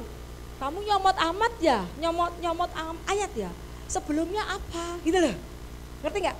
Jadi kenapa? Banyak gereja yang mau enaknya doang. Enak itu apa? Rewardnya doang. Reward itu apa? Hadiahnya tok. Tapi sebelumnya jika kamu catat, kamu akan, jikanya dihilangi, kamu akan menjadi kepala bukan ekor. Kamu akan terus naik menjadi, naik mana? Naik gunung. Ngerti nggak? Tidak boleh kamu mengambil seperti apa? Ayat Alkitab tidak boleh. Tuhan bilang apa itu? Tidak boleh kalau kamu mengurangi sesuatu dari perkataan-perkataan, maka Allah akan mengambil bagiannya. Jadi kenapa? Jadi kalau mau khotbah dengan orang, ngasih tahu orang, jangan belakangnya, jangan rewardnya tok. Jikalau kamu mendengarkan perkataan Tuhan dan menuruti segala perintahmu, maka kau akan menjadi kepala bukan ekor. Jadi jikanya harus dibaca. Tapi pendeta mau, orang-orang lain maunya yang reward tok, yang ininya enggak mau, enggak boleh itu. Itu juga Tuhan tip tuh. Ya kan? Yuk lanjut. Bagaimana doa Bapa kami apa? Kata yang dia, ampunilah kesalahan kami seperti kami. Di dalam doa Bapa kami aja Tuhan mengajarkan untuk pengagungan dulu kepada Allah. Ini tadi apa? Yang tadi, kasihlah Tuhan Allahmu dan kasihlah sesamamu. 4 ke atas, kemudian 6 ke bawah. Jadi Tuhan di sini doa Bapa kami pengagungan dulu kepada Bapa kami yang di surga. Dimuliakanlah namamu. Pengagungan kepada siapa? Ya kan? Seperti di bumi dan di surga. Seperti di bumi di surga tuh ini loh. Tengah ini, seperti di bumi dan di surga. Ini outer place, ini holy place, ini most holy. Tengah ini adalah, kenapa saya kasih ini. Ini adalah dunia. Tengah sini adalah seperti di bumi dan di surga. Kenapa saya kasih emas? Karena di surga nanti temboknya, lantainya tuh emas. Emasmu sak pringkel cuma jadi batu kerikil di sana. Di sana tuh tembok emas, lantai emas, semua emas. Makanya saya kasih emas. Kenapa ini? Ini adalah jalan tuh apa? Penghubung kamu ke Allah Bapa. Ini adalah jembatan. Yesus sebagai jembatan dari dunia manusia untuk menghadap ke Bapa. Tanpa Yesus tidak bisa. Tanpa Yesus jembatannya hilang. Ngerti ya? Jadi tempat ini adalah seperti di bumi dan di surga. Ini adalah surga, ini adalah bumi. Jadi bagaimana kita lihat doa Bapa kami, ampunilah kami akan kesalahan kami seperti kami mengampuni orang lain yang bersalah kepada kami. Jangan jauhkan kami dari yang jahat. Benar nggak? Itu kepada sesama. Ngerti nggak? Wow, kita lihat bahwa Tuhan pun mengajari demikian. Diajarkannya terus menerus supaya kita masuk ke otak. Cuman kita enggak masuk ya. Lihat nih, aku berkata kepadamu, dosanya yang banyak itu diampuni. Sebab ia telah banyak berbuat kasih, tetapi yang sedikit diampuni, sedikit berbuat kasih. Lalu dia berkata pada perempuan itu, dosamu banyak. Itu Maria Magdalena waktu dihujani batu suruh ngerajam, kamu pelacur, kamu enggak layak, kamu dosa, dihujani batu. Siapa yang tidak berbuat dosa kamu hujani batu. Jadi begitu dia diampuni, dia tahu dia mendapatkan anugerah dari Tuhan. Begitu dia sukacita, oke aku diampuni, tadinya aku mau dibunuh sama ahli Taurat, aku mau dirajam. Kalau pelacur kan zaman dulu dirajam, aku mau dirajam, tapi aku diampuni oleh Tuhan. Aku tidak mau berbuat dosa lagi karena sukacitanya. Dia mengeluarkan segala miliknya, minyak narwas itu dulu mahal sekali. Kalau orang jahat eman-eman enggak? Eman-eman, ini minyak narwas itu bisa tak jual, dapat duit. Ya enggak loh, karena dia merasa mendapat anugerah yang luar biasa. Dia mengeluarkan apa yang berharga dari miliknya. Yang berharga dari miliknya kan belum tentu sama. Aku berharganya apa?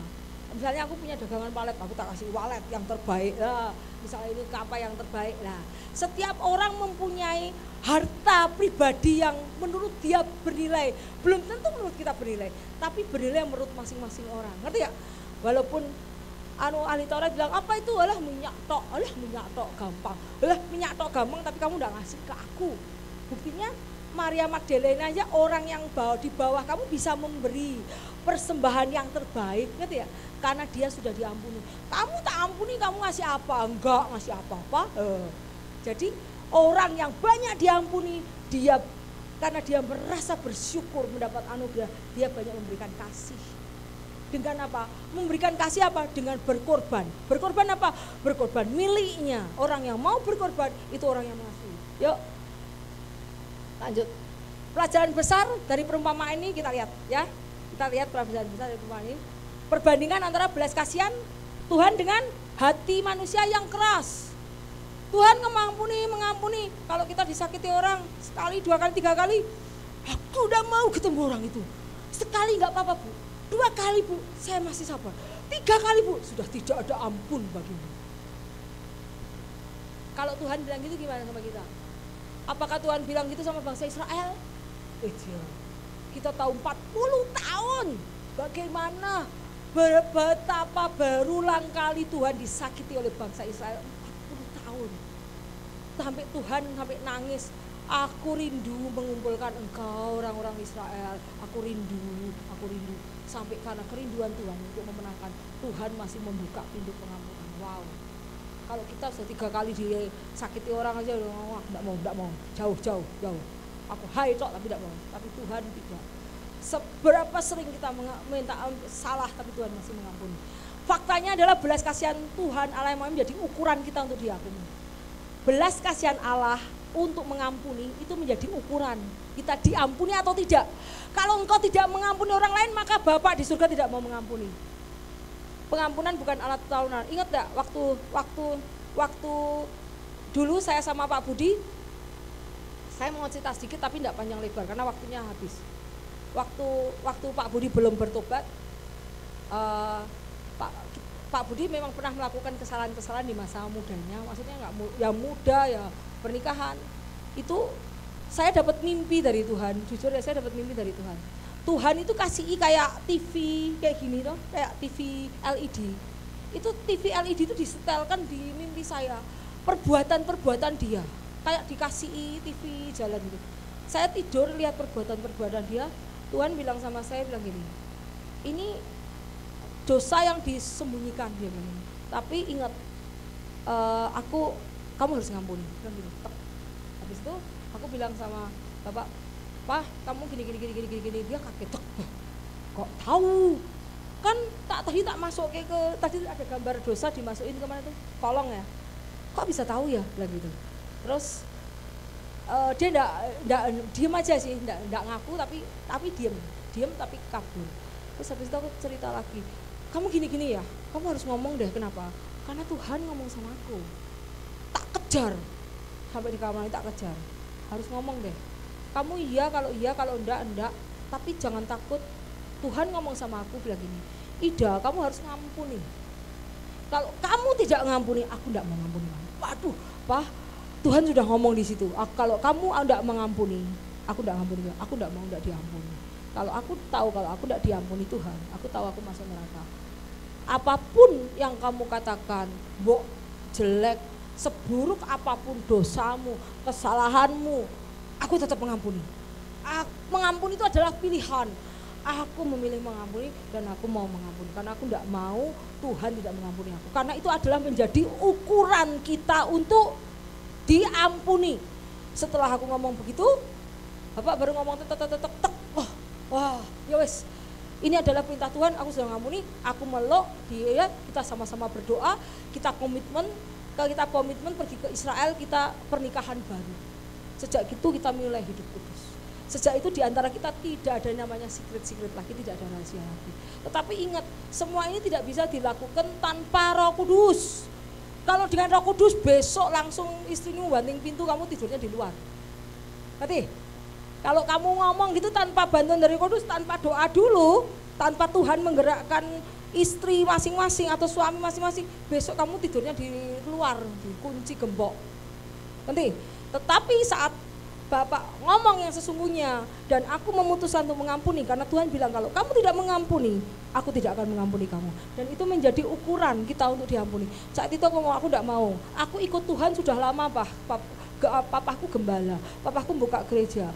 Bagaimana aku tahu pengampunan Tuhan? Bagaimana aku tidak mengampuni? Tuhan tidak mengampuni aku. Ngapain aku hidup kalau aku tidak diampuni? Aku memutuskan mengampuni. Sejahat apapun, seburuk apapun, serusak apapun aku. Saat itu kita berdoa, kita saling mengungkapkan dosa dan kita berdoa, kita mau delete, mau erase. Sejak kita mau delete dan tidak mengingat lagi. Ingat loh, tidak boleh mengingat-ingat masa lalu. Tuhan pun tidak mengingat masa lalu. Tadi bilang, dosamu tak buang jauh ke tubir laut, jauh ke dalaman laut dan tidak mengingat lagi. Kita juga tidak mengingat lagi. Tidak mengingat lagi, terus kita ke Israel, kita perjanjian pernikahan baru dan kemudian kita hidup benar dengan kudus dan tidak ada secret-secret di antara kita lagi. Dan itu wow, pertumbuhan rohani kita bos. Tidak ada yang bisa membatasi doa-doa kita lagi karena dosa-dosa kita yang membuat Tuhan tidak mendengar doa kita karena dosa kita. Tapi itu tidak boleh dilakukan sebelum kamu di hadapan Tuhan untuk menjamah pasanganmu, untuk menjamah engkau dan Roh Kudus yang bekerja. Ya, kayak tadi nanti kamu diusir keluar. Terus kemudian ya kita mengampuni karena Tuhan mengampuni kita. Pada Yesus dianiaya, Yesus berdoa, ampunilah mereka karena mereka tidak tahu apa yang mereka perbuat. Itu yang disebut unconditional, cinta yang tidak meminta imbalan. Cinta itu mengampuni, cinta itu memberi dan cinta itu berkorban. Kalau engkau mencintai orang itu, kamu pengen orang itu bahagia, betul. Bagaimana aku mencintai anak-anakku, aku berkorban, why? Pada saat kue sakit hati, pada saat apa? Kamu hanya lihat yang baik. Jangan kamu pandang yang sakit hati itu. Tetapi sakit hati itu kamu buang. Kamu ingat, oh ya baik.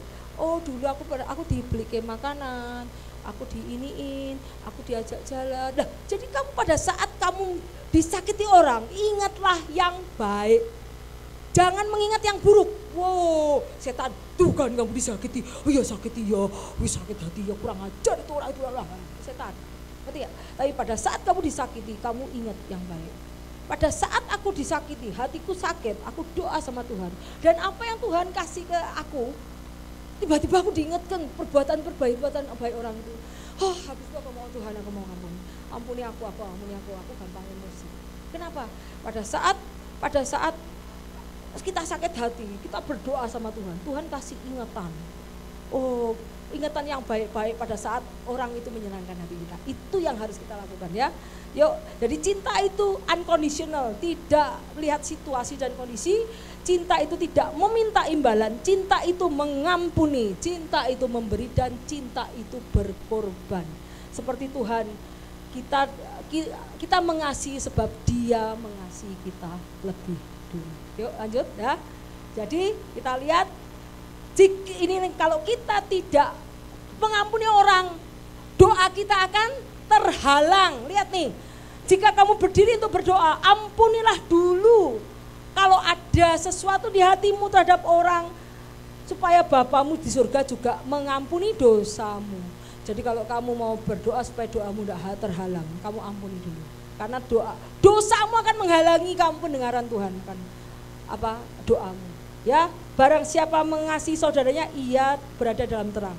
Tidak ada penyesatan, tetapi barang siapa membenci saudaranya, ia berada di dalam kegelapan. Siapa yang hari ini punya hati membenci, ingat kamu ada di dalam roh kebencian.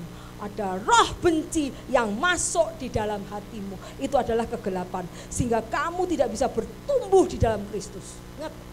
Jadi ingat, barang siapa membenci saudara, ia berada dalam kegelapan dan ia hidup di dalam kegelapan. Ia tidak tahu kemana ia pergi karena kegelapan telah membutakan matanya. Kita selidiki hati kita kalau ada kebencian dalam hati kita. Tuhan, Berikan roh pengampunan dalam hatiku, karena aku tidak tahu kemana aku pergi. Aku tidak tertarik dengan akhir zaman. Aku tidak tertarik kepada kedatanganmu yang kedua kali, karena roh kebencian itu membutakan mata rohani aku. Kita minta roh pertobatan dan kita minta roh pengampunan daripada Tuhan. Mengapakah engkau melihat selumbar di saudaramu sedangkan balok di dalam matamu tidak engkau ketahui? Bagaimana engkau dapat bilang ke saudaramu, biarlah aku mengeluarkan selumbar dari matamu, padahal adalah balok di dalam matamu. Orang munafik, keluarkan dulu balok dari matamu dan engkau akan melihat dengan jelas untuk mengeluarkan selumbar dari mata. Terus lanjut, sabarlah seorang terhadap yang lain, ampunilah sama seperti Tuhan mengampuni. Jagalah diri, kalau saudara berbuat dosa, tegurlah. Tuh, ini ya, ini nasihat ya. Kalau kita lihat ya, kalau saudaramu berbuat dosa, tegurlah. Ingat ya, kita suruh diam apa suruh tegur? Ingat ya, saya selalu ngomong, kenapa saya keras? Kita suruh diam apa suruh tegur? Tegur. Kita sebagai orang percaya, kita tahu kebenaran, kita harus tegur. Makanya kenapa? Bu Ida kok galak loh? Enggak, aku galak karena dosa. Ngerti? Jangan bilang aku, wah Bu Ida tuh kalau ngomong, kamu ngapain dulu? Apakah kamu berbuat salah? Aku tegur, karena itu firman, maaf. Aku mau melakukan firman, lihat nih. Jagalah jikalau saudaramu berbuat dosa, tegurlah. Jikalau ia menyesal, apa itu? Ampunilah. Cuman bagaimana kalau dia tidak menyesal? Nah, kalau tidak menyesal, doakanlah. Ya toh? Bahkan kalau ia berbuat dosa terhadap engkau 7 kali sehari. Tuh, apa bahnya? Kalau dia berbuat dosa 7 kali sehari dan ia kembali kepadamu dan berkata, aku menyesal 7 kali, kamu harus mampuni. Tadi Tuhan bilang apa? 7 kali 70. Wih, 7. Kalau kamu 7 kali dia berdosa kepada kamu, tegurlah. Kalau dia kembali, oh maaf, suruh ngampuni lagi. Terus sebab itu, nah ini kalau tadi ya, di atas mezbah kamu teringat akan sesuatu dalam hati saudaramu, tinggalkan, berdamai dulu dengan saudaramu, kembali. Untuk karena apa? Persembahanmu tidak akan diterima oleh Tuhan. Yuk, sudah hampir selesai nih. Yuk, sudah habis. Oh, sudah habis nih. Yes. Jadi ini adalah, jangan dimatiin dulu, ini adalah hukum dari kerajaan surga. Ini perkataan Bu Ida apa perkataan Yesus? Perkataan Yesus. Saya tidak mengurangi atau menambahi satu kata pun, karena Tuhan bilang tidak ada satu kata atau satu kalimat yang boleh diambil daripada perkataan. Ingat, ini adalah yang harus dilakukan. Jadi kita tahu prinsip kerajaan surga sangat berbeda dengan prinsip dunia. Jadi kalau ada, sekarang kita lihat kalau ada di antara kita yang ada dendam, masih belum mengampuni, kita sadar bahwa kita manusia, kita hidup dalam daging. Tuhan, kita masih hidup dalam daging. Kita tahu bahwa daging itu lemah, bahwa kita hidup di dunia, di mana dunia ini ada banyak dosa, ada iblis yang ada di sebelah kita, selalu teman-teman kita, lingkungan kita juga belum tentu ngasih saran yang benar. Tetapi saran yang paling benar adalah dari perkataan Yesus sendiri. Karena Yesus berkata, akulah jalan, kebenaran, dan hidup. Tidak ada seorang pun yang dapat masuk ke melewati Bapa tanpa melalui aku. Jadi Yesus berkata, akulah jalan, kebenaran, dan hidup. Tidak seorang pun bisa mendekat kepada Bapa tanpa Yesus. Saya sangat suka sekali dengan tabernakel ini. Ini adalah tabernakel Yesus. Di sini adalah gate. Gate itu adalah gerbang.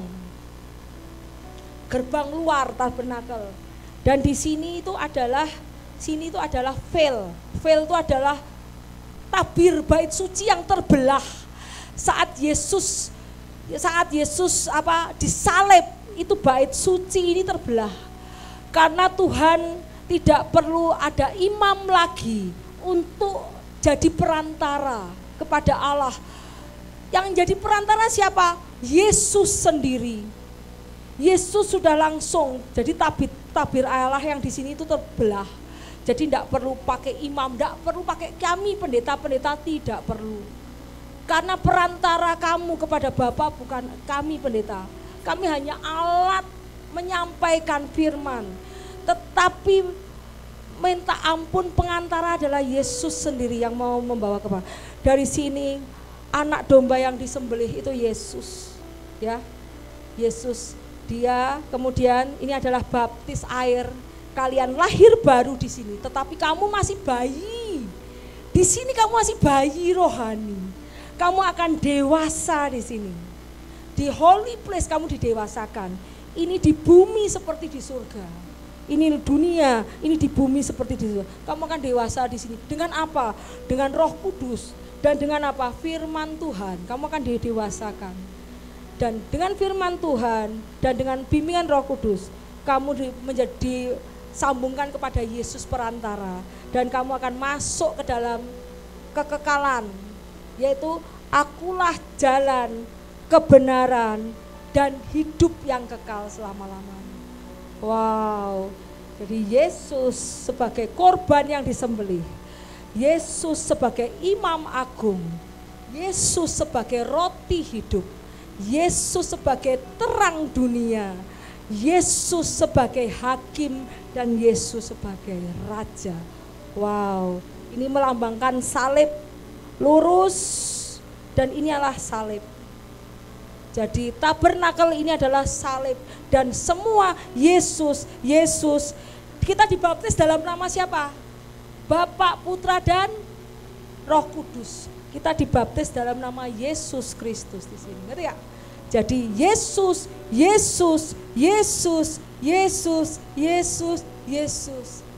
Tidak satu orang pun yang dapat mendekat ke Bapa tanpa melalui Yesus. Wow. Jadi kita minta roh pengampunan dari Yesus. Tuhan, aku minta roh pengampunan seperti Engkau mengampuni kami yang selalu menyakiti hati. Amin. Yuk. Mari kita nyanyikan yuk.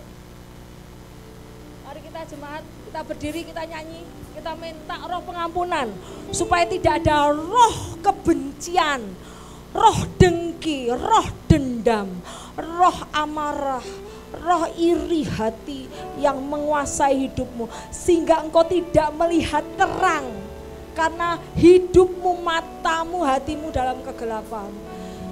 Belajar mengampuni. Kalau kita tidak bisa, minta kepada Tuhan roh yang mengampuni.